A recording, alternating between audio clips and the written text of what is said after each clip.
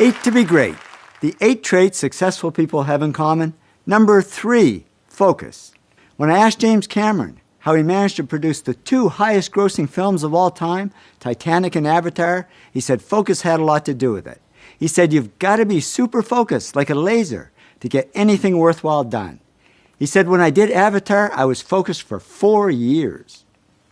Now, I'm not saying you never think wide. At the beginning of anything, whether it's your career or a problem you're trying to solve, you got to think wide. You got to take lots of stuff in. And I say when you're young, don't focus too soon. Just know in the back of your mind that success requires a single-minded focus. As Larry Page, co-founder of Google, said to me, you should focus on one important goal, and you need to be pretty single-minded about it. It was a single-minded focus that enabled astrophysicists to build a space telescope the size of a suitcase that only cost $10 million compared to the $2 billion it cost to build the Hubble. And when I asked mission scientist Jamie Matthews about it, he said focus is the key word for our success. We pulled this off on a tight budget and short timeline because we just did one thing exceptionally well. We didn't try and make the Swiss Army knife of telescopes that did a lot of things. Successful companies focus. When Tom Monahan, the founder of Domino's Pizza, was asked the secret of his success, he said a fanatical focus on doing one thing well. Bill Gates would agree.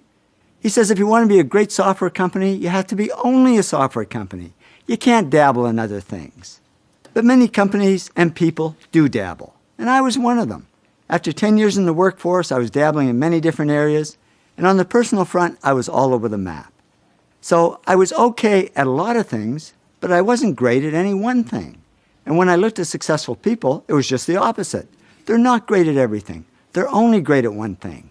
Quincy Jones told me he can't even drive a car because he's focused his whole life on making great music, and that's what made him great.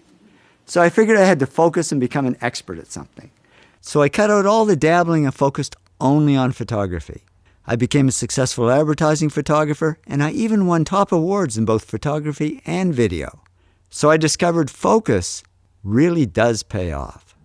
In addition to long-term focus, there's also short-term concentration, just being able to put our heads down and get something done right now. Jennifer Mather, a famous animal behaviorist, says, I have a ferocious ability to concentrate. I can say I'm going to do this and close the rest of the world off. Concentration helped Yeon Kim succeed. He was working at minimum wage in a 7-Eleven store. Then he developed Uri Systems, sold it to Lucent, personally made $500 million cash, and became president of Lucent Technologies. And he said concentration had a lot to do with it. He said, I can work day and night and maintain the concentration without getting burned out. So concentration is a valuable skill to develop. And it's not easy to develop when there's so many distractions out there. And scientists are developing new ones all the time, although it's not easy because they keep getting distracted. Now with emails, mobile phones, and all the stuff on the web, it's a wonder we can concentrate for 5 seconds before something warbles, beeps, vibrates, or plays somebody's favorite tune. But the trick is to eliminate the distractions when we need to concentrate. Best-selling author Stephen King says if you want to be a writer, there should be no phone in your writing room, no TV, no video games. Draw the curtains, eliminate every possible distraction. And by doing that, he became one of the world's most popular writers. And remember, Warren Buffett became one of the world's richest men by living in a constant state of no distractions. It's called Nebraska. He says, when I worked back in New York, there were more stimuli hitting me all the time. It's much easier to think here.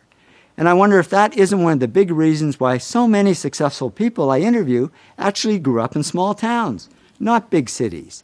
Fewer distractions, more ability to focus and concentrate. But now all that's going to change, because with the internet, we can be in the middle of nowhere and still be distracted. And concentration doesn't always mean being in a quiet room or alone. Many people actually use noise to eliminate distractions. Stephen King does. Remember, he's the guy who said, eliminate every possible distraction. But he also says, I work to loud music. For me, the music is just another way of shutting the door. John Seely Brown also uses noise to eliminate distractions. He's chief scientist at Xerox. And he said to me, I did my doctoral thesis in a bar because I loved the noise. I could concentrate even with the noise all around me. Geez, I thought all those people in bars were partying. Now it turns out they could be PhDs. And learning how to concentrate is all about practice, practice, practice.